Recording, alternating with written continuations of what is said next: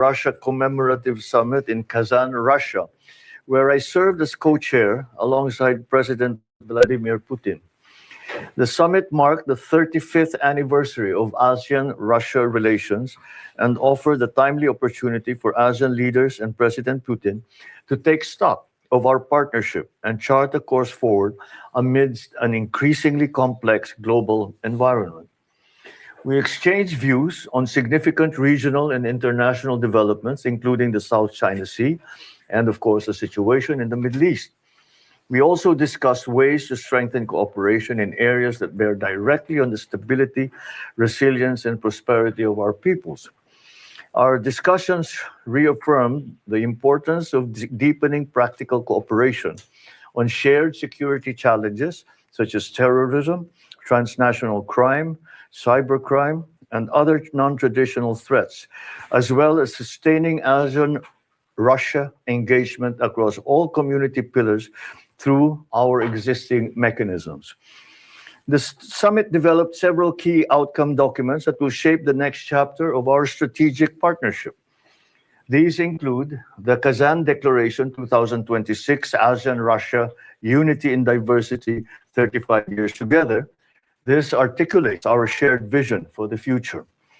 The ASEAN-Russia Joint Statement on Cultural Cooperation and on Energy Cooperation, and the ASEAN's Russia Comprehensive Plan of Action 2026 to 2030, which serves as the principal roadmap for cooperation across the political security, economic, and social-cultural pillars over the next 5 years. Our discussions also underscore the growing interconnections of regional processes across Eurasia. In this spirit, I had constructive engagements with the Shanghai Cooperation Organization and the Eurasian Economic Union, including through the Eurasian Economic Commission, covering inter-regional dialogue and practical cooperation in trade and investment, energy, security, connectivity, agriculture, tourism, and addressing transnational challenges. On the margins of the summit, I held a very productive bilateral meeting with President Putin, where we reaffirmed the friendship and cooperation between Russia and the Philippines as we look forward to the next 50 years in our relations. We discussed ways to further advance our bilateral partnership across trade and investment, energy security, agriculture, science and technology, education, and people-to-people exchanges. The Philippine delegation and I are grateful to the government and people of the Russian Federation for the warm hospitality and the successful hosting of this commemorative summit. Maraming salamat po at magandang araw po sa inyo lahat. Thank you, Mr. President. The first question from Tina from GMA7. Hello, sir.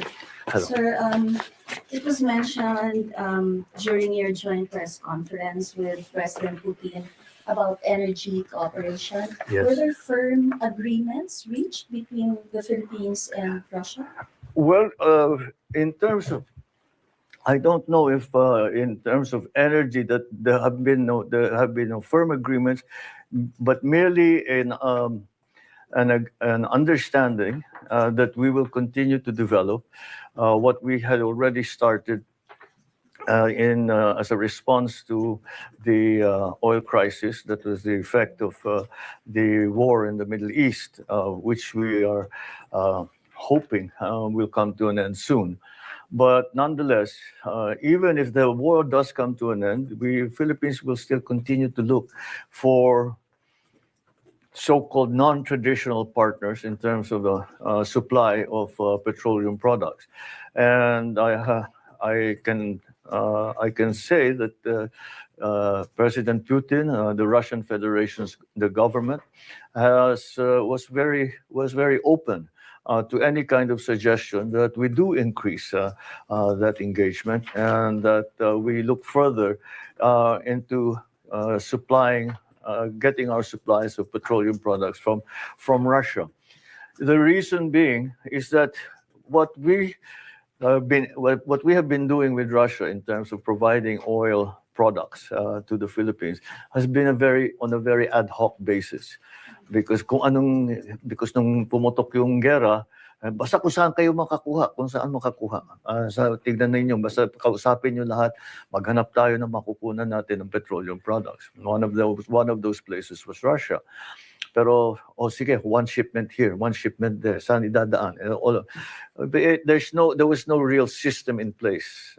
Now we are beginning to put that system in place. And I think it will be very good for the Philippines to have another assured lifeline when it comes to petroleum products. Should anything like this happen again, we don't know if the supply will again be suddenly be cut.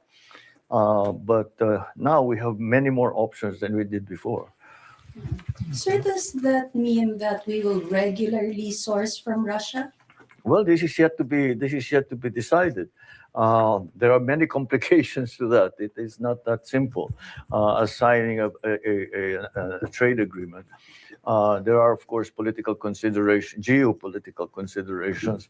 But when the two parties are determined to make it work, I'm always very confident that it will work, and we will find a way around those challenges and those complications so that to make it a reality. Okay, thank you, Mr. President. Kat, Mr. from President. ABS-CBN. Hi, sir. Sir, yesterday, President Vladimir Putin mentioned that the Philippines and Russia's bilateral trade is only at around $500 million. Yes. That's about less than 3% of Russia's bilateral trade with ASEAN, which is at $18.13 billion. It's close to 20 already. Already, it increased. That was Yeah. data from ASEAN as of Yeah. 2024. Ours is we've done a little better actually. We our trade levels now are up to around 5 billion. But malayo pa yan. There's so much potential. There's so many things that we can still do. And one of the results of the ASEAN-Russia summit, of course, the Philippines took advantage of this to do also some bilateral, try to come to some bilateral arrangements with Russia. One of the things that we recognize is that there's so much more that we can do, because I suppose we are still have that kind of institutional momentum from the bipolar power arrangement around the world. Where we, the Philippines, were very much aligned with the United States on the other side of the Soviet Union, which is a similar situation for, at that time, all countries around the world. So we have shed that. We have shed that kind of idea, and we look at the world in a much different way than we did in 1976. When we first signed our diplomatic agreement with the then Soviet Union. And so we are adjusting that. And so, yes, it's because there are two aspects to it. One is that what we are already doing in terms of agriculture, petroleum, energy supply, food costs, etc. Beyond that, we now are available other sectors that we didn't talk about before. We talked a great deal about nuclear energy. We talked a great deal about space technology. We talked a great deal about AI, of course, as we always do. So there are many things in many areas that have become available to us that did not exist before. And beyond that, the level of trade and engagement in the traditional areas is still quite low because, again, of our continued attachment, perhaps, to the old way of doing business. But we are shedding that, and I think that gives us a great deal of potential in terms of developing our relation with Russia in terms of many different sectors. Ang pinag-uusapan dati lang, agrikultura, petroleum supplies. Ngayon, kasama na dyan yung and energy stability, pati food supply, food exchange, yung import-export sa pagkain, we import from them, they hopefully we can export to Russia. Maraming areas talaga na nakita namin. One of the best areas was in agriculture. Of course, we talk about buying fertilizer from them. We've been buying wheat from Russia for many, many years. But beyond that, now we are talking about so many other areas that we didn't really discuss before, and I mentioned a few of them, but there's even more than that. Sir, since you already mentioned that there is a push to pivot away from the polarity, from the geopolitical polarity, what is the tipping point that prompted you to veer away from Manila's traditional alliance with Washington? It wasn't really it was a recognition that the world has changed. That is not the way the world is formed anymore.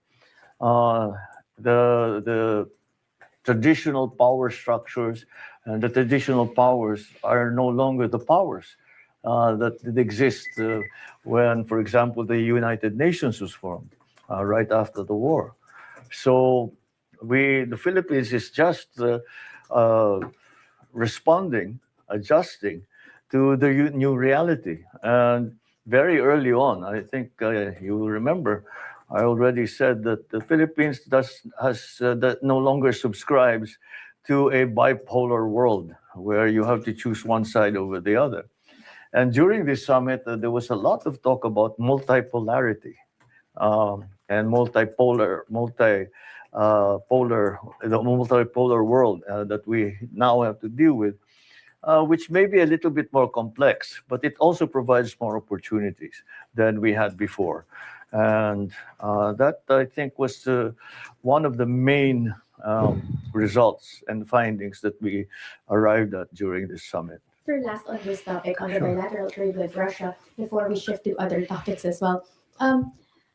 The European Union and the US, as well as Singapore, it's no secret that they have imposed sanctions against Russia over its war against Ukraine. Yes. How concerned are you with a possible backlash or criticism from other like-minded nations that we have been partnering with because of concerns that the Philippines or ASEAN in general might be indirectly funding the war with Ukraine? Oh, certainly that's a concern, and it's not something, as I said, as I've always said, the Philippines is one of the, if not the greatest, the greatest sponsor, supporter for peace, and not only in our region but everywhere else. And certainly that is not something that we would like to be accused of and would not like to be part of. We would certainly not would want to be part of any system that furthers conflict anywhere in the world. And so those are the decisions those are the very some of them very nuanced decisions that we will have to be making in the future. And what are the safeguards to make sure? What are the safeguards that to make sure that the Philippines will? Oh, that's very much a case-to-case thing. Depends on what area you're talking about. Because if in terms of the volume of trade, for example, that we have to get today with Russia, that comprises such a small part of their general revenue generation that it clearly cannot be said that it is funding conflict anywhere. So we will just have to be very careful to make sure that we are not inadvertently becoming part of a system that is encouraging war in any way. Thank you, Mr. President. Next question from Josh Malimbano, Billionaire News. Sir, I understand you and President Putin wants to explore people exchanges, tourism. Were you able to talk about any concrete plans in order to strengthen the tourism agreements, people exchanges between Russia and the Philippines? Well, again, we haven't. We have not come to any finality in those terms. What arrangements that we have made with Russia have been quite. I use the term ad hoc because that's exactly what they were. It's just It was just we tried to get to the next part, and get another shipload of products, commodities to the Philippines. Okay, after that we'll have to find another system. So that's what we have been trying to do now, and we have been made aware of so many mechanisms that are available to us that we didn't really think about before. And that was the main subject, actually, of our lunch meeting this afternoon, when the Russian Federation actually presented to the ASEAN leaders some of the areas and some of the mechanisms that are available that maybe we haven't taken full advantage of, that we should. And that's what we will continue to develop. In fact, I have asked both ASEAN to find ways to work with the Russian Federation as ASEAN. But also, I have asked the officials in our own government to find ways to work in terms of bilateral agreements with Russia. So there's a big potential there that we really haven't explored before, but we will now. Yeah. Siguro, sir, just to delve deeper on the tourism side lang. Oo. Meron ba kayong siguro po kahit the Ambassador Igor mentioned that Yeah. there is a currently ongoing application of Siberian Airlines po na magkaroon ng direct flights from Cebu and Manila to Yes. Siberian cities. Meron po kayong siguro plans, is the administration planning to express strong support with Absolutely. Yeah, very strong. Yes, absolutely. Sure. But we're not talking only about tourism. Of course, it's an important part, and we would like many more both ways, for more Filipinos to go to see Russia, for more Russians to come and visit the Philippines.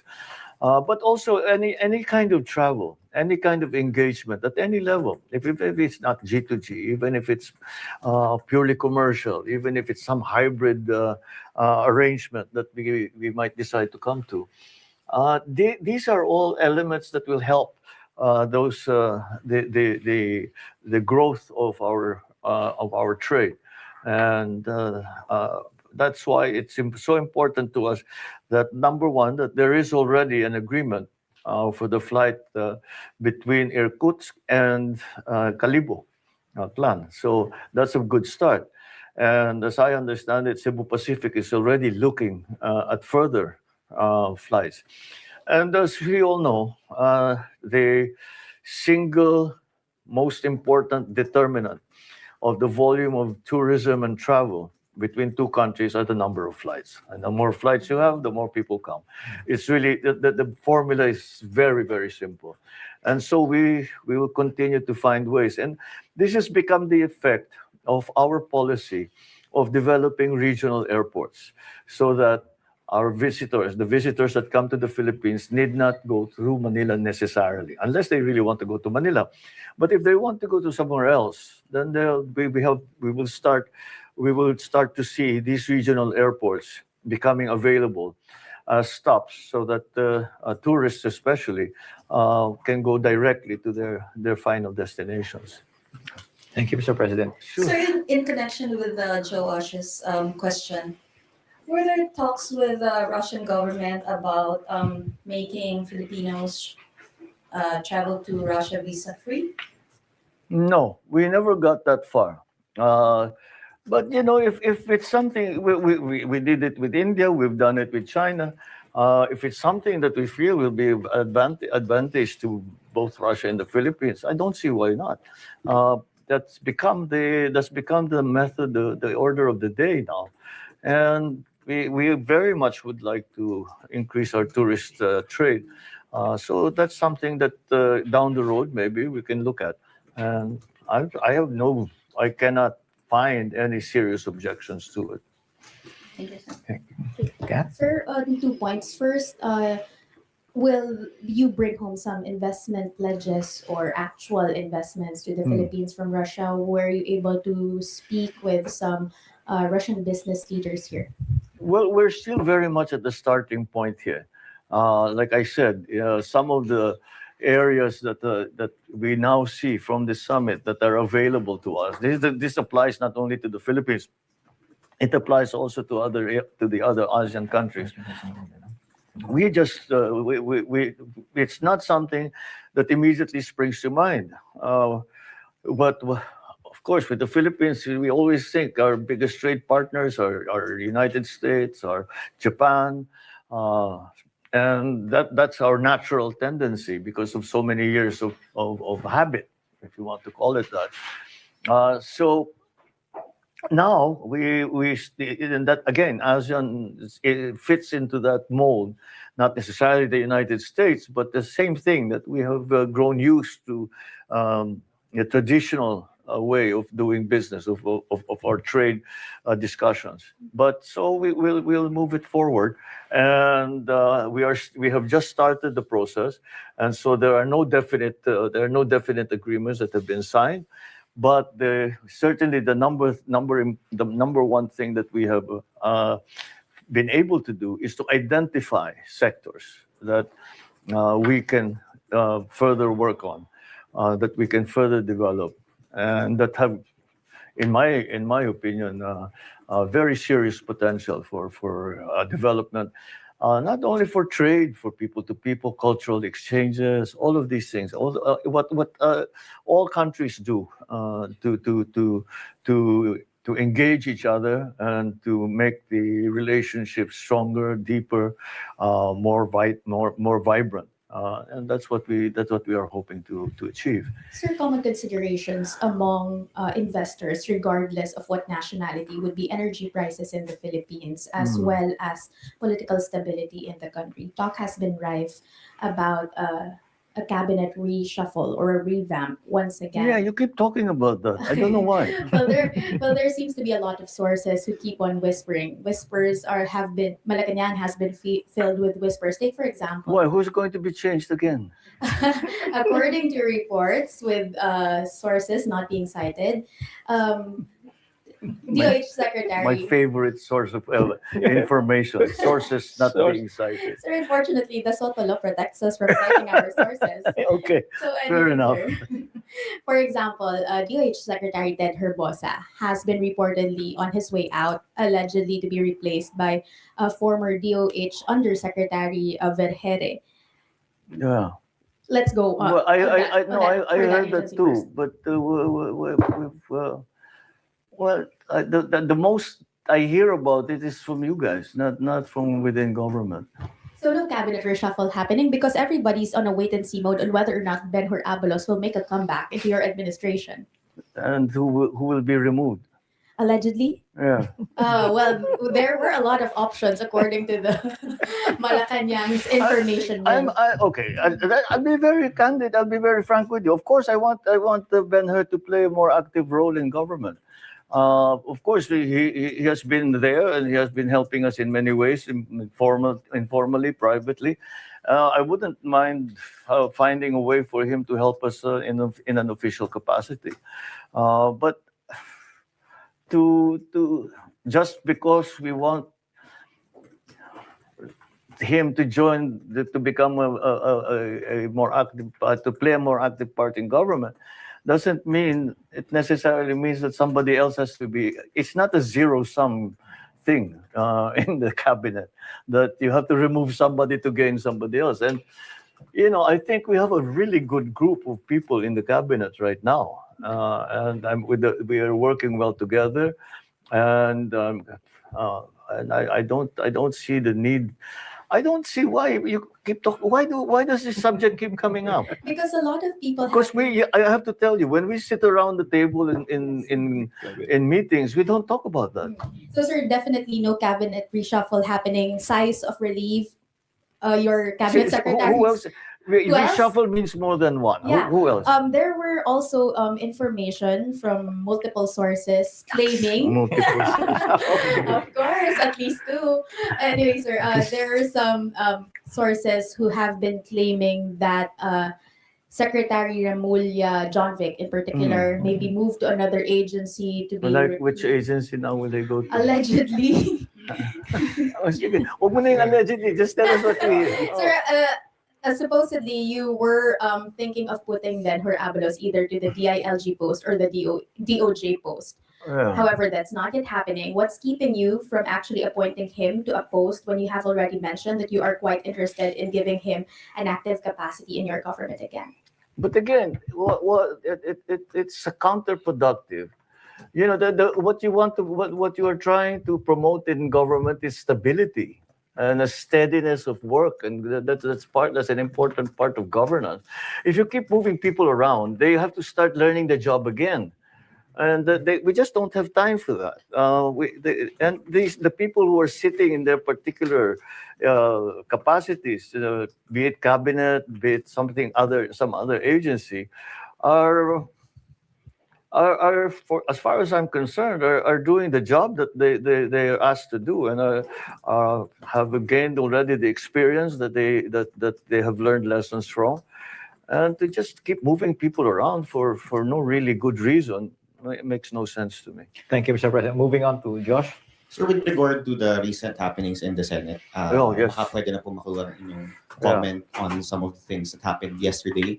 First po, sir, reaction po doon lang sa naging maayos yung special session po na ipinatawag ninyo kung saan naging bagong Senate President na po si Senator Sherwin Gatchalian. And the second one po, may mga bumabatikos po sa talaga kay Senator Escudero bilang presiding judge sa Senate Impeachment Court. Lalo na raw po ay meron siyang involvement allegedly doon sa impeachment case ni VP Sara, para na-criticize siya before regarding that. Second question first. What was I'm not sure what the batikos is for Cheese to become the Presiding officer. the trial manager, whatever.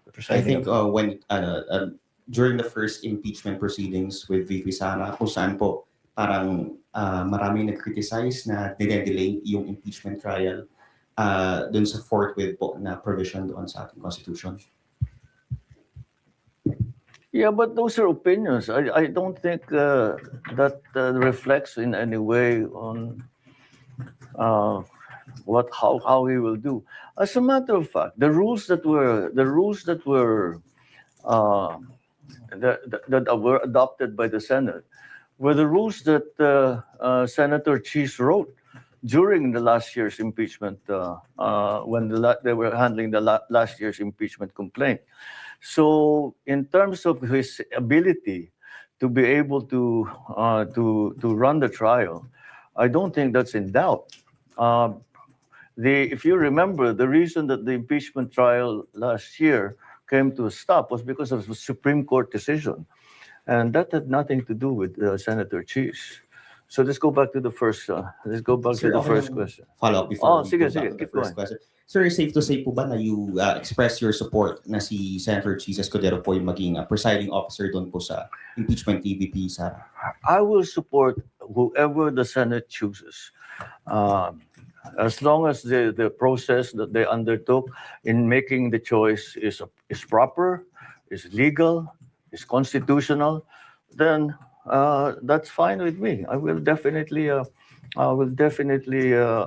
do whatever I can to work together with the legislature, with the Senate in particular, to make sure that things go smoothly, and that we move away from the chaos that we have been seeing in the Senate. And I hope that the new reorganization will achieve that.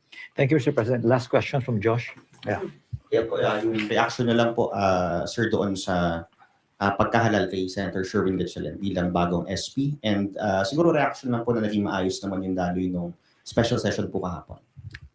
Well, that is exactly what we have been all hoping for, that things become more orderly, na maging maayos ang takbo ng Senado. Dahil kung titignan ninyo, yung mga ibang priority bills na sinabi natin kung bakit ang special session ay dahil doon. First of all, talagang priority bill yun. That was identified months ago sa LEDAC. Talagang nandiyan na yun. Pangalawa, lahat doon tapos na sa House. So kailangan kunin na ng Senado para maipasa na, para maging batas. And that was what that's what we were very worried about. And of course, the appointments, of course, the FA, yung appointments ng mga general, all of those just came to a dead stop nung nagkakagulo. Nung hindi pumapasok yung mga senador, di sila nagsesession, yung mga, you all know, I don't need to go through that. Alam ng lahat ng tao kung ano yung nangyari. Sana naman sa paglagay ni Senator Sherwin bilang SP ay mabalik naman tayo sa normal na patakbo ng Senado. And that they can take care of the business of government, the business of legislation, and all these necessary legislation that we listed to show that our priority. Some of them are from before, some of them are new in response to the oil crisis in the Middle East. Iba-iba, pero lahat kailangan. At lahat ng kailangan na ngayon. So with those two elements, natapos na sa House, inaantay na lang ang Senado. Pangalawa, nasa gitna tayo ng oil crisis na kailangan ng mga batas na yan, ay sana naman mapag-aralan na nila, madiskusyonan na nila na mabuti, and we can proceed with the normal conduct of governance. And before we end, I have an announcement to make. I don't know if people are aware of this, but 24 Filipinos have been in detention in Irkutsk for how many months now? 9 months. Wala tayong balita. Hindi natin malaman kung ano ng kalagayan nila. As far as we know, hindi naman sila nakasuhan. Pero wala tayong makuha masyadong information hanggang ngayon. Nung nag-bilateral meeting kami ni President Putin, binanggit ko ito. At nagulat din siya. Sabi niya, hindi ko alam yan. Pag-aaralan namin, tignan namin ang nangyayari. Nung dinner kagabi, kinausap niya ako, sabi niya, nakita na namin yung sitwasyon. We found out where the 24 Filipinos are. We found out what the problem is with their case, with their situation. And first of all, he said, they have not been charged with any wrongdoing, but they have still been kept in detention for 9 months.